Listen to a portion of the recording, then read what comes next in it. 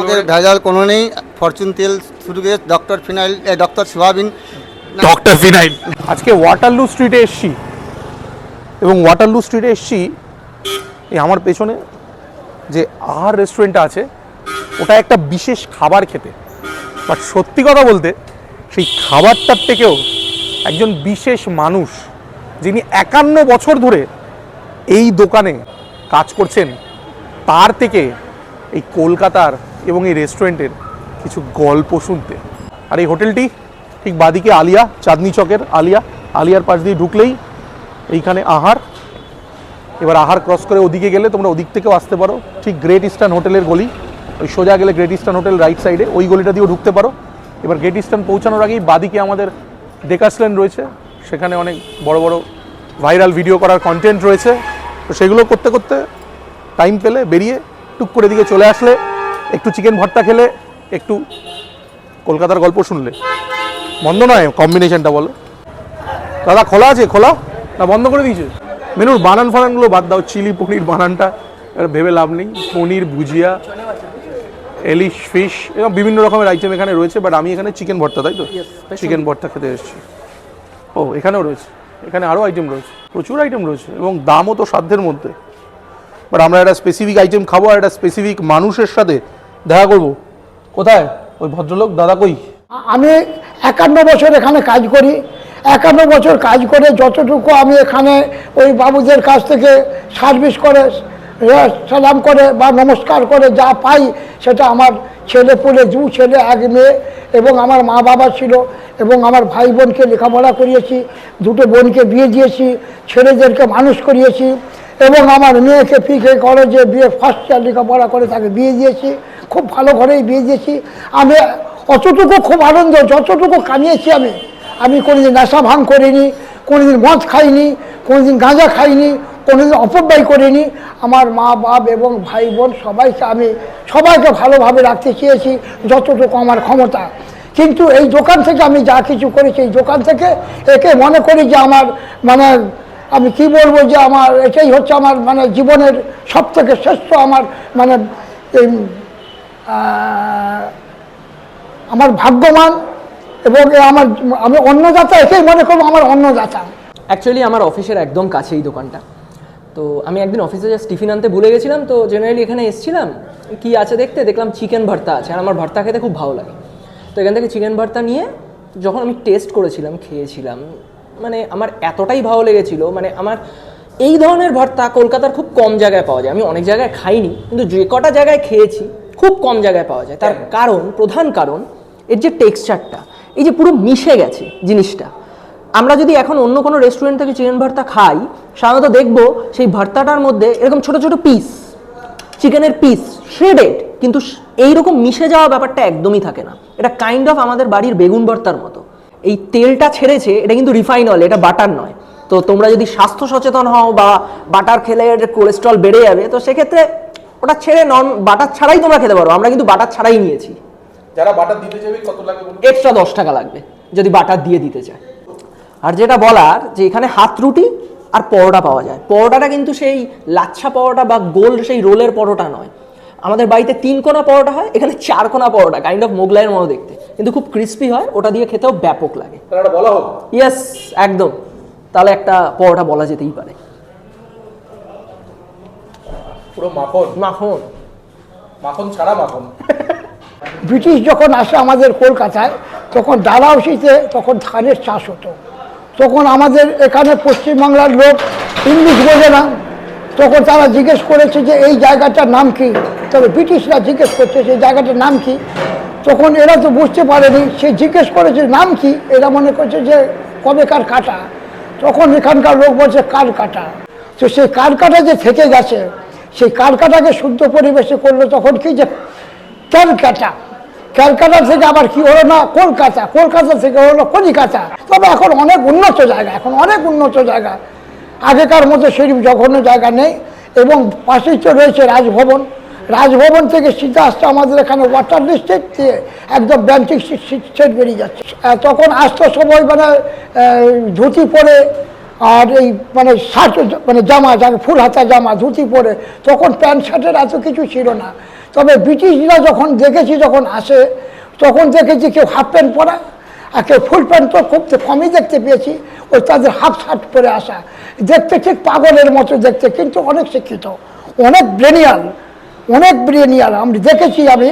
তবে তখন এতটা তো আমি মানে বুঝতে পারতাম না, তারপরে আস্তে আস্তে বুঝতে পারলাম যে হ্যাঁ তারা আমাদের এই যে ভারতবর্ষে আসছে বিদেশ থেকে, কেন তারা তথ্য বিশ্লেষণের কথা নেওয়ার জন্য। এবং এই যে গঙ্গা কল যে আছে, গঙ্গা কলে যখন গরিব দুঃখীরা চান করতো, কারণ আর তো কোনো আমাদের তো সংস্থান ছিল না, এই গঙ্গা কলে চান করতে হতো, তখন ব্রিটিশরা কী করতো, তখন ওই ফটো তুলে নিয়ে যেত, ফটো তুলে নিয়ে গিয়ে তাদের দেশে কী করতো না, এটাকে দেখাতো যে ভারতবর্ষের ভিখারি কত আছে, যে আমরা কি ছেড়ে এসেছিলাম আর এখন কি পর্যায়ে দাঁড়িয়েছে। এই পরোটা হাজির, যে পরোটার কথা বলছিল অলরেডি পরোটা সাটিয়েও দিয়েছে। তো আমিও একটু পরোটাটা সাটাই একটুখানি। আমি এই পরোটাটা খেতে অতটা ইন্টারেস্টেড ছিলাম না, বাট খেতে বাধ্য হলাম। ওই বাড়িতে মারা যেরকম করে, যেটাও বললো, আটা আর ময়দা মিশিয়ে দিয়ে বারবার বারণ করা সত্ত্বেও পরোটা করে, তেল তো দিয়েইছে, কিছু করার নেই, বাট একটুখানি খাবো, বেশি খাবো না। এরকম ডিরেক্টলি মানে একদম তেলে চপচপ জিনিস আমি আজকাল অ্যাভয়েড করছি, সেটা যারা লক্ষ্য করছে তারা বুঝতে পারছে। সত্যিই বলেছো, এখানে না চিকেনগুলোকে না একদম চিকেনের দফা রফা করে দিয়েছে, চিকেনের প্রত্যেকটা আঁশ বলে না, আঁশ ছাড়িয়ে ছাড়িয়ে মিশিয়ে দিয়েছে। এই দেখো, মানে চিকেন ভর্তায় স্লাইসড পিসেস হয় নর্মালি, এটায় কোনো স্লাইস আর নেই, মেখে গেছে সব, মানে অ্যাকচুয়াল ভর্তা। ভর্তা মানে এটা ভর্তার দফা রফা হয়ে গেছে আর কি, ভর্তাকে শিলনোড়া দিয়ে বেটে দিয়েছে। আর যে গল্প দাদাভাই বললেন তাতে আমরা অনেকটা শিলনোড়ায় বেটে গেছি। উনি বললেন ডালহৌসিতে কী ছিল, ধান ক্ষেত ছিল আগে। ভেরি ইন্টারেস্টিং তথ্য, যারা চ্যালেঞ্জ করতে চাও করতে পারো। সেন্ট্রাল কলকাতার ঐতিহ্যবাহী আর রেস্টুরেন্ট ওয়াটারলু স্ট্রিটে, এই গলিতে আরও অনেক দোকান আছে যেখানে গেলে তোমরা বিভিন্ন বিনোদনের সামগ্রী পাবে, বাট এই দোকানেও এসে এই দাদার সঙ্গে যদি গল্প করো, পুরোনো দিনের কম তথ্য আর কম বিনোদন কিন্তু তোমরা পাবে না। আর সঙ্গে রইল এই বাটার ছাড়া ভর্তা, বাটার দিতে চাইলে 10 টাকা এক্সট্রা দিতে হবে। আর বাড়ির মায়ের হাতের তৈরি আটা আর ময়দায় মেশানো চৌকো পরোটা, পরোটাটা ভালো, বাট ফুলকো রুটি দিয়ে আরও ফাটাফাটি লাগছে। এবার আমাদের এখানে একটা বিশেষ ঝামেলা হতে চলেছে, যেটা আমি ভিডিও করব না, সেটা হচ্ছে আমার আর অন্যমের মধ্যে ডিমটা কে খাবে।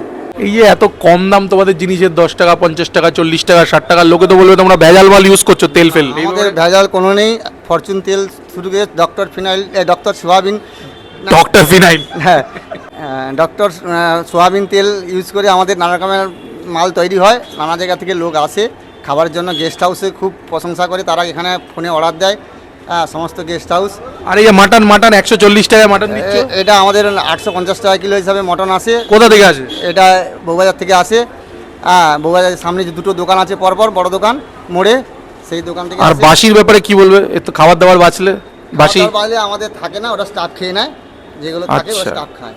আর এরকম একটা বিজনেস যেখানে কিছুক্ষণ আগেই ওই দাদাও বলছিলেন যে করোনার সময় অনেকটাই ডাউন হয়ে গেছিল, এরকম বিজনেস টিকিয়ে রাখার জন্য ব্যবহার কতটা ইম্পর্টেন্ট? ব্যবহার তো খুব, কাস্টমার সঙ্গে ভালোভাবে ব্যবহার করতে হবে, কাস্টমার আসলেই তবে আমাদের 2 পয়সা ইনকাম হবে, আমরা দোকানদারকে স্ট্যান্ড করতে পারবো।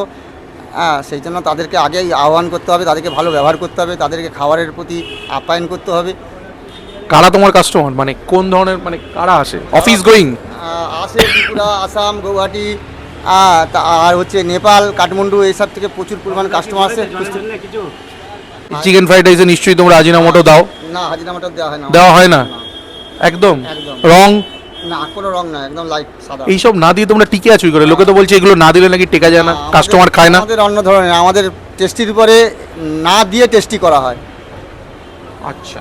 আর এই ওয়াটারলু স্ট্রিটে এখন যে দোকান, চারিদিকে তো প্রচুর রেস্টুরেন্ট, প্রচুর দোকান, এর কম্পিটিশন আমাদের ভালো চলছে, কোনো অসুবিধা নেই, আমাদের লোকালিটি খুব ভালো হয়। সকালে কটায়? আমরা নিজেরাই হিমশিম খেয়ে যাই, ভেজাল হয়ে যায় এত। সকালে কটায়? সকাল 10:30 থেকে 4টে অবধি খোলা থাকে, আবার সন্ধ্যে 7টা থেকে রাত 11টা অবধি খোলা থাকে। কত বছর তুমি এখানে যুক্ত? আমি 33 বছর যুক্ত আছি। বাবা, 50 বছর একজন আর একজন 31 বছর। 33 বছর। এই খাদ্য ব্যবসার সব থেকে ইম্পর্টেন্ট ইনগ্রিডিয়েন্টই বলবো, সেটা হচ্ছে ম্যান পাওয়ার। বেশিরভাগ দোকান খুলে তাড়াতাড়ি বন্ধ হয়ে যায় কিন্তু ম্যান পাওয়ার টিকিয়ে না রাখার জন্য। এখানে আমি ম্যানেজমেন্টকে ধন্যবাদ জানাবো যে এক একজন মানুষ 33 বছর 10 বছর মানে 50 বছর টিকে আছে, এটাই কিন্তু সিক্রেট একটা বিজনেস টিকিয়ে রাখার, তাই না? মানুষ যদি রোজ নতুন নতুন ছেলে আসে রান্নার, তোমার টেকাতে পারবে না, বিজনেস চলবে না, একটা হাতের রান্নার ব্যাপার থাকে তো। আমি নিজে কুক, নিজে রান্না করি। তুমি রান্না করো? হ্যাঁ, আমার তুমি কোথা থেকে, বাঙালি না? আমার বাড়ি মেদিনীপুর, পূর্ব মেদিনীপুর। ও, মেদিনীপুর। নাম কি তোমার? আমার নাম রামকৃষ্ণ দাস। বাহ, মেদিনীপুরের লোকেদের হাতে রান্না কিন্তু ভালো হয়। আমি অনেক বকশিসও পাই কাস্টমার থেকে, বক- 200 করে, মানে কাস্টমার পকেটে গুঁজে দিয়ে যায়। ক্যাশে বসে বকশিস তো থাকলে- অবশ্যই, মানে মানুষের ব্যবহারের উপর ডিপেন্ড করে, মানুষ খুশি খুশি দেবে, এটা খুবই এক্সপেক্টেড একটা ব্যাপার। যাই হোক, এই আহারে এসে সবাইকে আহারের নিমন্ত্রণ রইল ওনার তরফ থেকে। এসে খেয়ে দেখো কেমন লাগে, ভালো খারাপ ওদেরকে বলো, ওরা ফিডব্যাক নেবে, নিজেদের আরও বেটার করার চেষ্টা করবে। নাহলে এরকম দোকান অচিরেই কলকাতার বুক থেকে হারিয়ে যাবে। আরও বিনোদনের জায়গা নতুন খুলবে, বিনোদন তো চারিদিকেই চলছে। একটু মাঝে মাঝে পুরনো কলকাতার রেস্টুরেন্ট খাওয়া দাওয়া এটা কী বলে সেলিব্রেট করা হোক, তাই তো? যাই হোক, যে ক্যামেরা ধরে আছে সে না অফিস থেকে পালিয়ে এসছে, তাকে অফিসে ফেরত যেতে হবে, নাহলে তার চাকরিটা থাকবে না। Tata, bye bye.